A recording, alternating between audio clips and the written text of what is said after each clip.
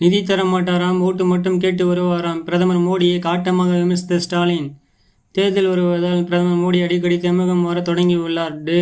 பேரிடருக்கு சல்லி காசு நிவாரணம் தராமல் பதவியை காப்பாற்ற இங்கு ஓடி வருபவரை கண்டு தமிழக மக்கள் ஏமாற மாட்டார்கள் என தமிழக முதலமைச்சர் ஸ்டாலின் பேசியுள்ளார்.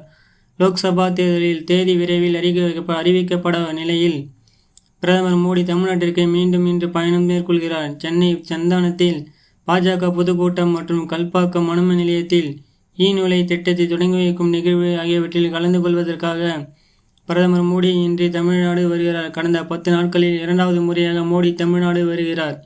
இந்நிலையில் பிரதமர் மோடி அடிக்கடி தமிழ்நாட்டுக்கு வருகை தருவதை விமர்சித்து பேசியுள்ள தமிழக முதலமைச்சரும் திமுக தலைவருமான ஸ்டாலின் மயிலாடுதுறையில் இன்று புதிய மாவட்ட ஆட்சியர் அலுவலகத்தை திறந்து வைத்து பல்வேறு புதிய திட்டங்களையும் தொடங்கி வைத்து பேசினார். முதல்வர் ஸ்டாலின் மயிலாடுதுறை மாவட்டம் மணப்பந்தலில் நடைபெற்ற அரசு விழாவில் 114 கோடியே 48 லட்சம் ரூபாய் செலவில் மயிலாடுதுறையில் கட்டப்பட்டுள்ள புதிய மாவட்ட ஆட்சியர் அலுவலகம் வளாகம் மற்றும் மயிலாடுதுறை, திருவாரூர் மற்றும் நாகப்பட்டினம் மாவட்டங்களில் 308 கோடியே 88 லட்சம் ரூபாய் செலவில் 70 முடிவுற்ற திட்டப்பணிகளை திறந்து வைத்து 88 கோடியே 62 லட்சம் ரூபாய் மதிப்பீட்டிலான 40 புதிய திட்டப்பணிகளுக்கு அடிக்கல் நாட்டினார்.